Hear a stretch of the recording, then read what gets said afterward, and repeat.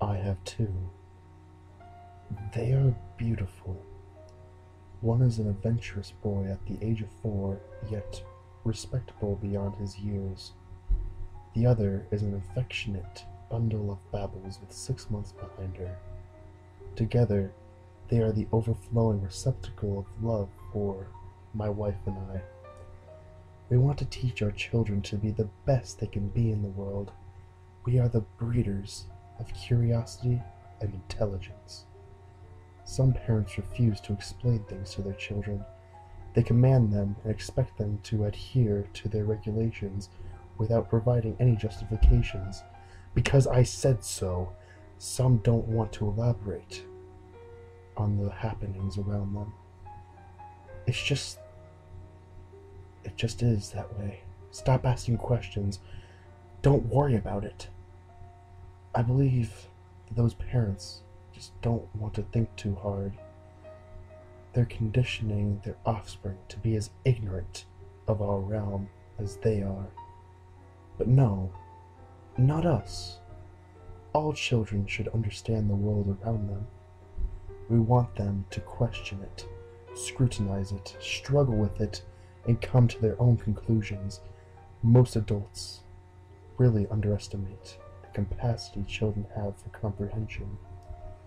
We know better than that. We are better than that. We have two, and we're going to make them magnificent. In the instant that our oldest inquires, "Mom, Dad, why are you throwing away the lasagna you made the other day?" We don't reply.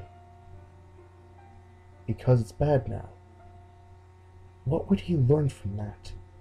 Of course he loves and trusts his parents and may accept that as a valid answer, but do we want him to follow us blindly forever? Absolutely not.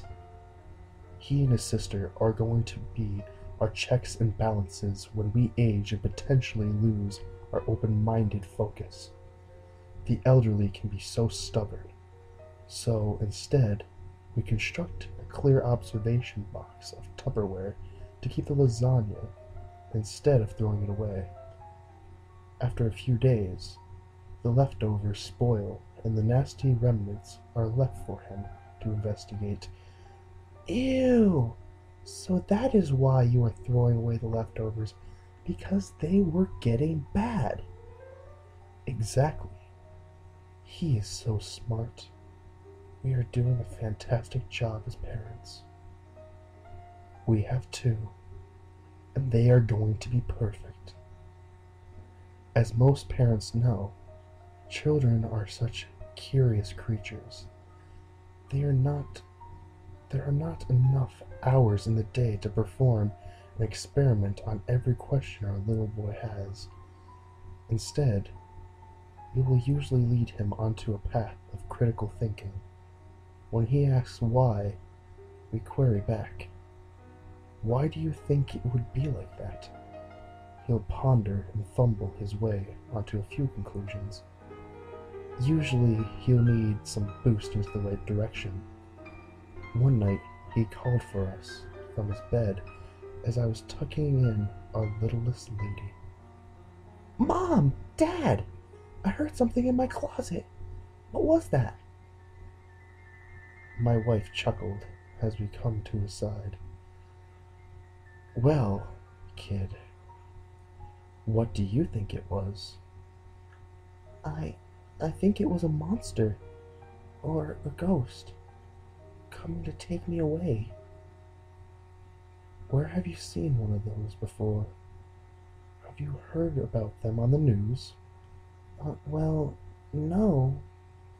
Just stories from the other kids, but I never saw them." Our little one considered other possibilities. "Maybe it was an animal?" That was more plausible than a supernatural being. "He's on the right track." I chimed in on this investigation. "Honey, we are in a safe place here, right?" My little detective agreed. "Why don't we check to see what it was?" Nervous, He slid out of the covers and padded over to the closet door. It was a sliding door, and inside we kept his clothes up top, and a small table with art supplies at the floor. There was a cup of crayons that must have been seated too far on the edge of the table, and the gravity finally got to them. There was a rainbow of wax sticks sprawled on the floor, leaving light marks on the white door.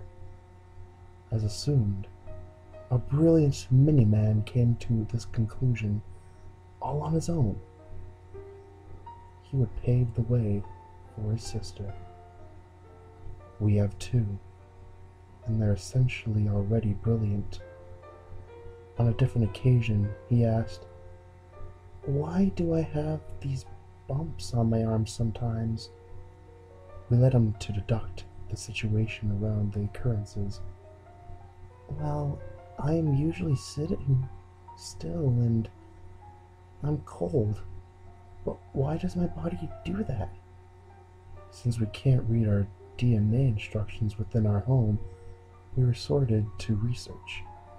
He cannot yet perform an intricate Google search, so we'll be his typing fingers.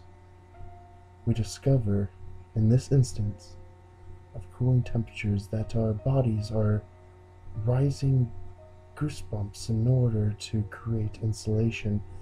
It is working to make us warmer. Happy with this answer, he went on his way. Such a good child. We have two, and they're on their way to being great. Other times, such extensive questioning just isn't a viable option. Some sunny day, my wife and I tarried along our children to the local park. I was cradling my youngest when our boy walked to us, fiddling his fingers. There is this woman watching me a lot. I don't know why." We surveyed the park around us, but did not see any woman staring at him. Maybe it was another parent that didn't trust other children around theirs, and thus watched our boy frolic around her babe. It was a full grounds on this beautiful day, but it was obvious that our boy was unnerved. We asked him if he was safe enough to investigate. He said no. Proud of this deduction, we let him know that we were glad that he could recognize when he felt uncomfortable and come to us for support. We left the park, explaining to him that sometimes you cannot investigate if it is not safe, but gave him our deductions to try to ease his mind. He wasn't happy with this answer, so we advised him about some scientists. They don't always have all of the information that they need, so they can't finish their research. Every so often, one just has to move on to the next excursion without a real answer. We have two, and they're going to be revolutionary. My daughter had a fever the other night. I cradled her as she sweat. My son asked why his dearest sister wasn't feeling too well. I told him we weren't sure, but the doctor said it would pass. He was visibly quiet. He was visibly upset. As an older brother, it pained him to see his sister in any sort of discomfort. I placed her in her crib with a fan on and left her brother there to stroke her budding hair across her forehead. I just want to know why your head hurts, little sister, and I want to make it better. We have two, and they are loving creatures. I tried to distract myself with television, as my wife was away on a business trip, but I managed to zone out into a nap. Later, I awoke and left the room to check on my daughter and to see what my son was getting into. On my way, I noticed my toolbox was open and on the floor. Meticulous of a man he was. It was odd to see the box open and a couple of implements missing. I became irritated at myself, as I know that I did not leave this array here.